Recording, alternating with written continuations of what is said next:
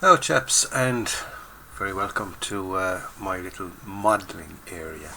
And what am I doing today? I'm doing an update, and it's the first build update of this Bedford QLR wireless from IBG. Yeah, you've probably seen the unboxing of it, and now I'm starting to build it. So far I've got a few little bits of the sub-assemblies done. I do tend to kind of jump through instructions, doing bits that I want to do first and things like that. And from speaking with Simon, who's already built a couple of the IBG Bedfords and things like that, there's a couple of things to watch out for when you're building these, especially with the cab.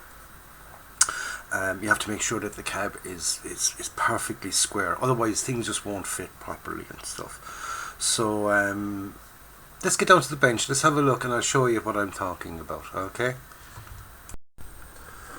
Right, so here we are, we're at the bench, and I'll just get a bit more light over on this. There we go. Okay, and these are the instructions, okay? It's the Bedford QLR wireless, blah blah blah blah blah. We've done all that in the unboxings. Here we got our sprue maps. And here we go. Right, as you see, the pieces that I've already marked in green, I've got it done.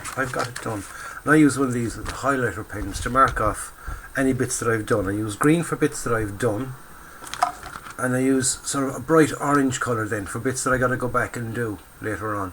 Because if you just put, say, a circle, a blue biro circle or a pencil or marker or whatever around the circle, around things that you've got to do later on, when you go back over it, you might miss them out, but when they're highlighted in bright friggin' orange, you're not going to miss them, okay?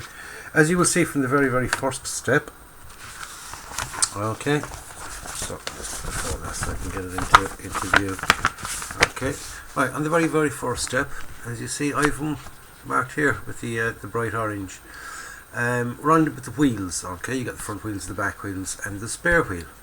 Now the spare wheel is the one that I'm going to do later on, because it is so similar to the front wheels. Well, I presume these are the front wheels, I'm not 100% sure yet, but for these set, that I didn't want to get them mixed up, so I'll do the wheels, get all the wheels done, these four, right, the front and back, get them sorted first, and when I get them on the chassis, then I can go off and make this. Or if I get to the part where this is needed before I even put on them, then I can do that as a separate item then, okay? So the wheel is pretty straightforward, it's just two pieces, put them together. There's two different kinds, okay? And here we go, here's our four wheels already made up, okay? So as you can see, they are slightly different, okay? These are sort of a little bit more proud, and these are quite inset, okay? So there's the two different wheels, okay? They're quite nice, very nicely detailed. They've even got, oops a daisy, there we go. They've even got Avon marked on them. Some nice little writing and things like that. So that's quite nice, you know, nice little thing. And they're nicely detailed, okay? Still a tiny bit more clean up to do on them, but not too much. They're quite nice, okay? So that's the wheels, which is step one, and as you see I have it marked off. Right, step two, we're onto the radiator, okay? Now the radiator was three pieces, the front, the back and the top, okay? And there's that together, okay? There's our little radiator, right? Like it is in the picture, and which is dead handy to go to, because you know when you look at the picture while you're putting it together, you can see that the overhang is on this side, because that would easily fit on and facing the other way. And you know, it's just little things that are handy to see in the made up picture. And that little groove down there is here, okay? So there's our radiator made up. Then we're on to our rear tow hitch. Why we're doing this in step three, I do not know, but we went ahead and we did it anyway, okay? And we've got 1, 2, 3, 4, 5 pieces in that. Put them all together and you'll end up then with that, okay? And there it is there, tiny, okay? And that is, as you can see, that is it. Slightly better zoomage Zoom in on that, you bugger. Come on. It does not want to bloody well show me. Anyway, that's that piece. Anyway, there we go. As you can see, alright. That's all done. Okay. Right. Step 4 is we're on the roof of the cab and we're fitting in this section here, which is probably a couple of clocks or whatever. I do not know, but we fitted them anyway. And it's just 2 pieces. Put that into that. So that needed a little bit of clamping for a while, just to make sure it stayed down. It is quite nicely moulded, as I said. With all this, I've noticed that the fit is absolutely beautiful. It just kind of, with some of them, especially with the engine and a couple of other parts there that I've done, they just kind of clip in together, and you know, it's just cool. And then you just glue in along. Okay, so that's that piece fitted. We do have a little ejector pin mark there, but I'm not going to worry about it too much because you won't be able to see it. Okay, I give it a bit of a clean up, alright, do you know what I mean, just to kind of not make it so pronounced, but can't be seen, so not to worry about. Okay, that's the roof of the cab. On then to step 5. So 5, 6 and 7, we're making the engine. Okay, we start off with, say, putting these pieces here. Okay, putting them all together, we end up with that part of the engine block. Then we're adding on what appears to be, say, a starter motor or a filter. Okay, the belt and the fan. We end up like that. And then we're sticking on the gearbox section of it, right? And then we'll end up with that. And here she is. She's all together, all nicely made up. Okay. Now, I just try and get a bit more light over here. That might help it to zoom in a bit better on it, because it's a beautiful little piece. Engineering in that is absolutely fabulous. As I said, there was no fit issues whatsoever. Everything kind of fitted in perfectly into place. Right, very, very nice indeed. Okay, you could go to the bother of super detailing that if you wanted to, even though you don't mean you're going to cover it all up, judging by the instructions. But I might leave the cab loose, where you know, you can sort of take the cab off and you can see the engine in place and stuff.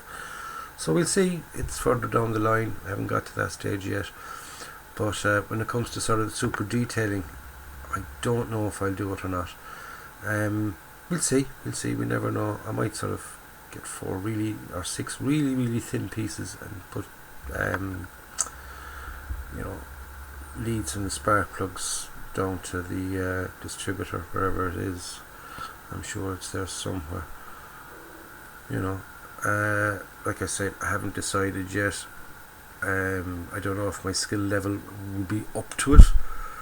I don't know. In saying that, I'm tempted to give it a go. Why not give it a go? Like I said, if it doesn't work out, it's going to be covered over, and if it does work out, we might be able to leave it open. Okay, so that's the engine. Lovely, lovely, lovely, lovely little piece. Okay, so that's our engine, which is step 7. We're on now to step 8. And step 8, we're on our first of our clear parts. We've got our main windscreen. We've got a backing plate type thing. We've got another little piece here, and we've got a pedal, one of the pedals, right? And then we should end up with that. Okay, and here we go. There we go. We got our glass in, as you can see. The glass would have fitted perfectly, only for the fact that I didn't have them, and I've had to use something out of my spare parts box. Like I said, when Simon sent me on this, he sent me on a load of clear parts because he couldn't find the clear sprue that was off it. And then last night, in chatting away with him, he realised he used the clear sprue.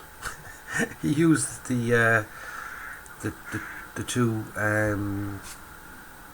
windscreen pieces and the 2 door pieces. Okay, now I managed to find something that will fit into there. Oh, excuse me, it's a little bit rough, as you can see from the inside. Okay, it's a bit rough, but from the outside it's perfect. Okay, so we're not going to see the inside anyway, so you know, not to that extent. So there we are. There's our front cab. front of the cab, should I say. Okay, so then we are on now to putting the seats, okay, and things. And here we're putting on our gear shift and our 2 gear shift levers. We've a fire extinguisher. We've got 2 more pedals, okay, and we have our instrument panel, okay, and then we end up with this piece here, and I've gotten that done, and here we are. Now, as you see, we've got the pedals in. Oh, come on. Right, the pedals are in. Those gear levers are in nicely. The fire extinguisher is there. We've got our seats and things like that. I might actually leave them off and get that section painted before I go ahead with putting on the back plate and a few other bits and pieces, because I know that once the back plate goes onto that, I'm not going to be able to get in around the fire extinguisher quite neatly. So if I paint it now, I can get in around the back of it and things like that. I'd be able to get in around here, be able to do the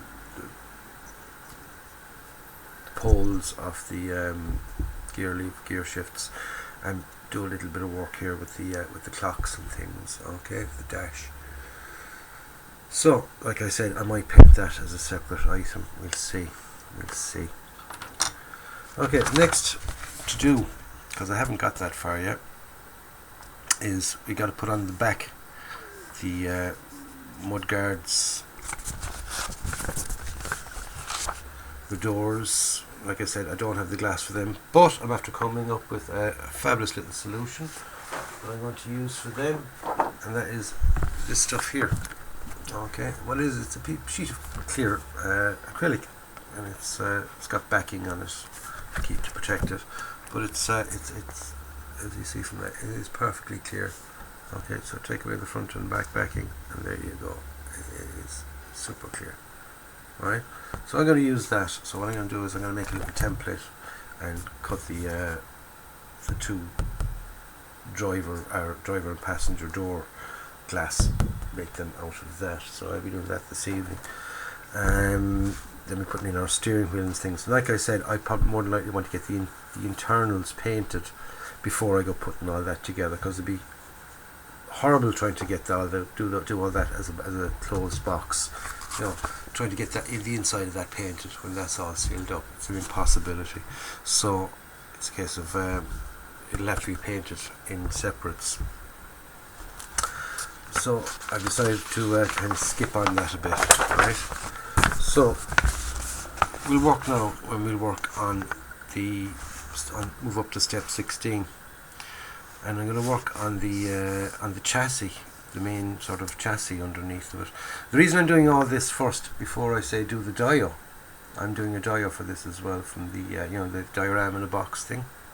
The unboxing is there for it, and it's because I want to get the size of this piece, so I want to kind of roughly made at least before I started the dio, so I can figure out orientation and where it's going to go, where this is going to go, where that's going to go, where the wall is going to be, and the footpath and all that. So if I have the size of the vehicle, I can work out all that. So anyway, let's get ahead and we get this bit done, right? We've got 1, 2, 3, 4, 5, 6, 7, 8, 9, 10, 11, 12, 13, 14 parts to put on. Okay, so it's quite a lot. And we'll get them all done. We'll get them on. Okay, so I'll get them cut out first, then I'll get them glued up together, and then we'll have a look at it. Okay, so I'll get back to you in a minute when we've got that. Right, so here we are now, and I just have the last little piece to put on, which is this tiny little piece here. Okay, you can see it, just about make it out. Okay, so that little piece now has to go on. So we get out our, to me, extra thin, and I know the connection points. The connection points are, here we go. Right, we've got that little cutout there.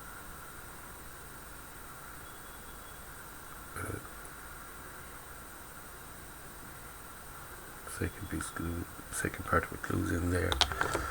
Okay, so as you see with my big chunky fingers,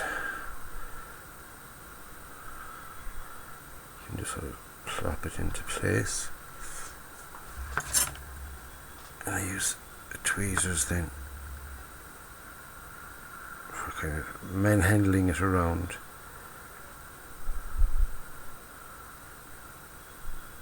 Once you're happy with it, then I usually give it another little touch of Tish to be extra thin. Okay, just a little touch there, and another little bit there. Okay, so that's quite happy with that. So there is our rear, I think I'd say it's the rear suspension. I'm not 100% sure, but